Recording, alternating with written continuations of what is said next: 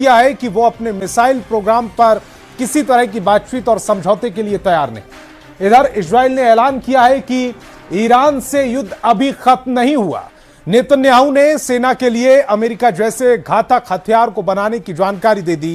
Trump ने भी Iran के एटमी ठिकानों की जांच का मुद्दा फिर से भड़का दिया है।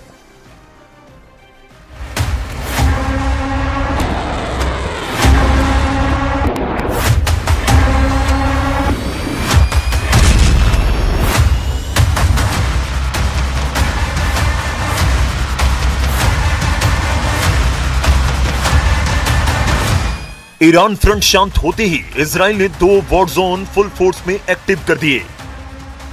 एक है लेबनान और दूसरा गाजा। हिजबुल्लाह और हमास को इजराइल फिर कुचलने लगा है। ट्रंप के F-35 से इजराइल बमबारी कर रहा है। ट्रंप के F-16 से इजराइल मिसाइलें मार रहा है। ट्रंप के अपाचे हेलीकॉप्टर से इजराइल तबाही मचा रहा है। ट्रंप के दिए GBU-39 बम से इजराइल ईरान समर्थित लड़ाकों को दहला रहा है। लेकिन ट्रंप ऐसा बयान दे रहे हैं जिससे ईरान और इजराइल दोनों की उलझन बढ़ी हुई है। आखिर ट्रंप चाहते क्या हैं? वो क्यों इजराइल को लेबनान में हमले से रोक नहीं पा रहे? क्या नेतन्याहू का गुस्सा देख ट्रंप बैकफुट पर चले गए हैं? Israeli forces have opened fire in southern Lebanon today, killing 2 people. Are you confident that the ceasefire is still holding? Well, we'll see what. Look, they've been fighting each other for many, many years, decades, and we'll see. But it's going to come along. Iran America के समझौते ने Israel के सारे मंसूबे fail कर दिए। Israel ने कितने प्लान बना रखे थे? ईरान के एटमी प्रोग्राम की तबाही के, ईरानी मिसाइलों की बर्बादी के, ईरान की कट्टर लीडरशिप के सफाई के, ईरान समर्थित लड़ाका ग्रुप के खात्मे के, इनमें से एक भी मिशन अब तक नेतन्याहू पूरा नहीं कर पाए। उधर ईरान ऐलान कर रहा है कि जैसे अमेरिका ने सरेंडर किया है वैसे ही इजराइल को जल्द घुटनों पर लाकर मुस्तबा खाड़ी में सुपर पावर बन जाएंगे। ईरान ने वॉर पॉलिसी बदल दी है। ईरान अब दुश्मनों के हमले का इंतजार नहीं करेगा। ईरान अब हमले के खतरे के अलर्ट पर दुश्मनों को बर्बाद कर डालेगा।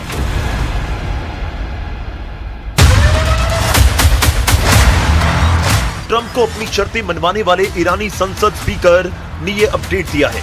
बागेर कालिबाफ ने कहा कि अमेरिका इजराइल को युद्ध में हराने के बाद ईरान का अगला मिशन लेबनान युद्ध का अंत कराना है।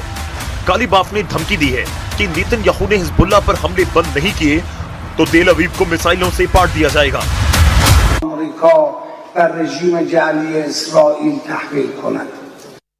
جمهوری اسلامی ایران با وجود همه رنج‌ها و خسارت‌هایی که در جنگ تحمیلی اخیر متحمل شد بر یک قاعده اساسی اصرار دارد و آن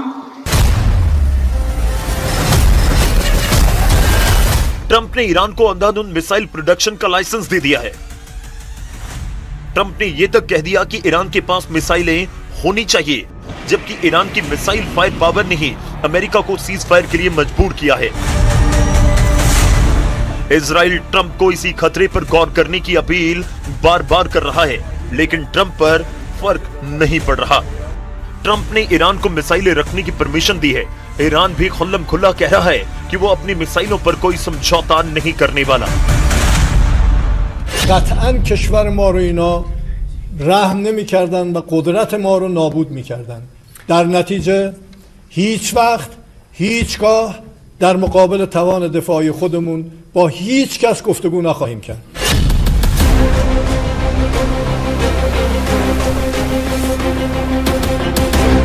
ईरान की मिसाइलों से बचने के लिए इजराइल क्या ट्रंप के भरोसे रह सकता है?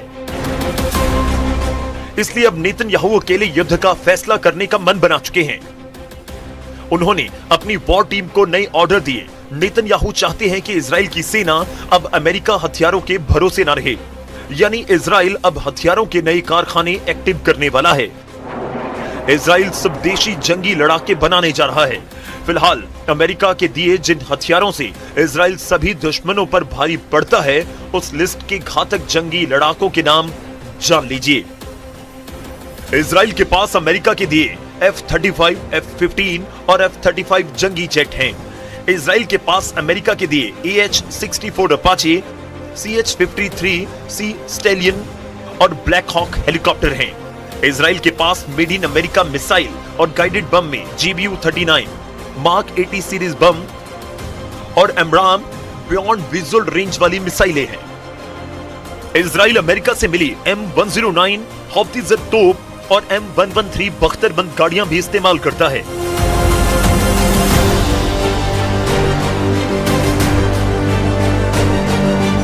इजराइल ने जिन बंकर बस्टर GBU-28 बमों से दुश्मनों के गढ़ में घुसकर हमले किए, वो भी अमेरिका के दिए हुए हैं। अमेरिका के हथियार इजराइल के लिए कवच का काम करते हैं, लेकिन उससे ज्यादा काम आता है अमेरिका का खौफ। अगर अमेरिका ने इजराइल के सर से हाथ हटा लिया तो वो अकेले युद्ध में टिक पाएगा, मुश्किल है।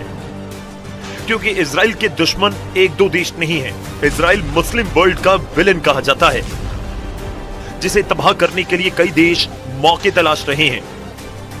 हालांकि अभी नेतन्याहू को उम्मीद है कि ट्रंप अपना रुख बदलेंगे, क्योंकि ईरान के एटमी प्रोग्राम पर ट्रंप का पारा हाई है। उन्होंने एक बार फिर ये बात कही कि ईरान के एटमी सेंटर की जांच की जाएगी। Iranians are saying there's no scheduled visit for the IAEA inspectors. Is that part of your agreement? They're wrong. They're wrong. They know they're wrong. They told us inside, and we have it down 100% inspections. And if they were right, I'd cancel the meetings right now. Iran की missile power केवल Israel के लिए tension नहीं है, ये उन दुश्मनों के लिए भी खौफ का नाम है जिन्हें ईरान बख्शने के लिए तैयार नहीं। खाड़ी के कुछ देशों से ईरान को अभी हिसाब बराबर करना है। इस मिशन को ईरान अपने लड़ाका ग्रुप को बचाने के बाद शुरू कर सकता है। फिलहाल ईरान हिजबुल्लाह को बचाने के लिए जोर लगा रहा है। रेवोल्यूशनरी फोर्स हिजबुल्लाह को अल्मास जैसी मिसाइलों की सप्लाई तेज करने के सिग्नल दे रहे हैं, क्योंकि फाइटर ग्रुप ने अल्मास के धमाकों से इजराइल को कई मौकों पर पीछे धकेला है। यह है वो अल्मास मिसाइल जो ईरान ने बनाई और फिर हिजबुल्लाह को सप्लाई की। अल्मास का मतलब होता है डायमंड, यानी हिजबुल्लाह इजराइल पर डायमंड वाला अटैक कर रहा है।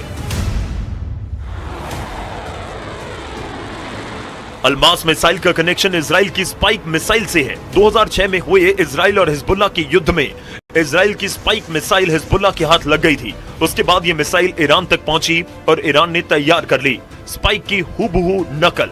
अब हिजबुल्लाह इसी मिसाइलों से इजराइल पर ताबड़तोड़ हमले कर युद्ध जीतने की तैयारी में है।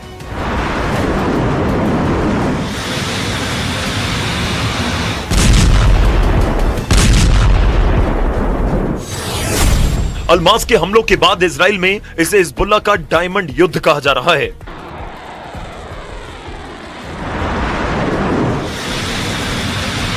अल्मास मिसाइलों से हिजबुल्लाह ने पहले माउंट मेरॉन पर कई हमले किए। ये जगह लेबनान इजराइल बॉर्डर पर है, जहां लड़ाका ग्रुप ने टारगेट किया आयरन डोम के रडार को।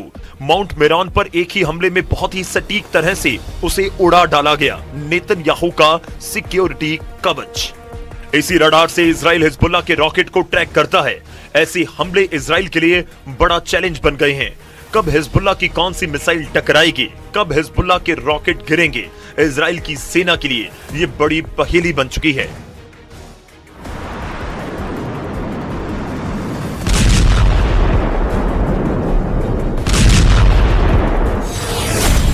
अल्मास मिसाइल 3 तरह की होती है। अल्मास 1 इसकी रेंज है 4 किलोमीटर, अल्मास 2 इसकी रेंज है 8 किलोमीटर, अल्मास 3 रेंज 16 किलोमीटर। अब यही रेंज इजराइल को बॉर्डर वाले इलाकों में बहुत परेशान कर रही है, क्योंकि इजराइल के कई शहर और वहां मौजूद इजरायली सेना आबादी लंबी दूरी वाली अल्मास के टारगेट पर है। हिजबुल्लाह के कत्यूशा रॉकेट तो पहले ही इजरायली शहरों में डर की नंबर 1 वजह बने हुए हैं। इजराइल भी बदला ले रहा है। उसने लेबनान के इलाकों में लगातार बम बरसाए। यहां चलती हुई कार को मिसाइल से उड़ाया जा रहा है, तो किसी इमारत को बड़े धमाके से मिट्टी में मिला दिया जाता है। ऐसे ही कई और जगहों पर हमला हुआ, जिसमें हिजबुल्लाह की लोकल लीडरशिप के बड़े हिस्से को भी खत्म करने का दावा इजराइल ने किया।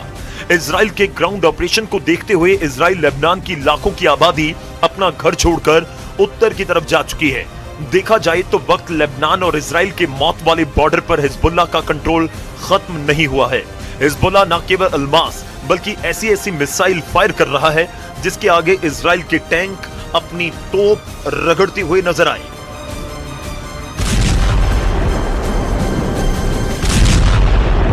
हिजबुल्लाह के पास है 3 बहुत ही खतरनाक एंटी टैंक मिसाइल और multi barrel rocket launcher.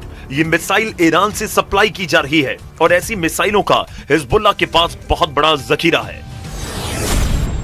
Hezbollah 3 तरह की एंटी टैंक गाइडेड मिसाइल इस्तेमाल कर रहा है। यह है कॉर्नेट, इसकी रेंज 5 किलोमीटर। रूस की मिसाइल है, लेकिन ईरान अब इसका देशी वर्जन दहलाविया तैयार कर चुका है और ऐसी बहुत सी मिसाइल अब हिजबुल्लाह के पास हैं। दूसरी है BGM-712 anti tank guided missile, range है 3.5 किलोमीटर। ये अमेरिका से बनी मिसाइल है, लेकिन अब इसकी नकल ईरान तैयार कर रहा है और उसने हिजबुल्लाह को सप्लाई भी की। और तीसरी है AT-5 कॉनकॉर्ड्स, रेंज 4 किलोमीटर। रूस ने बनाई है और अब ईरान में यह तौसान नाम से तैयार की जाती है।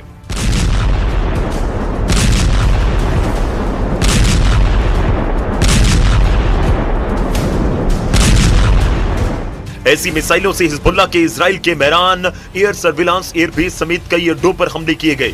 ग्राउंड ऑपरेशन शुरू होने से पहले हिजबुल्लाह इन्हीं मिसाइलों से इजरायली ठिकानों को टारगेट करता रहा है। ये तीनों मिसाइल बहुत ही घातक हैं और जिस तरह से इन्होंने इजराइल के अड्डे उड़ाए, उससे ये बात साबित हो जाती है। हिजबुल्लाह का दावा है कि उसका हर हमला इजराइल को मुंहतोड़ जवाब है। ऐसे हालात में अमेरिका इजराइल से युद्ध रोकने की बात कर रहा है। अगर इजराइल ने दुश्मनों के हमलों का जवाब नहीं दिया तो ज्यादा दिन सलामत नहीं रह सकता। इसलिए युद्ध का फाइनल राउंड अभी बाकी कहा जा रहा है।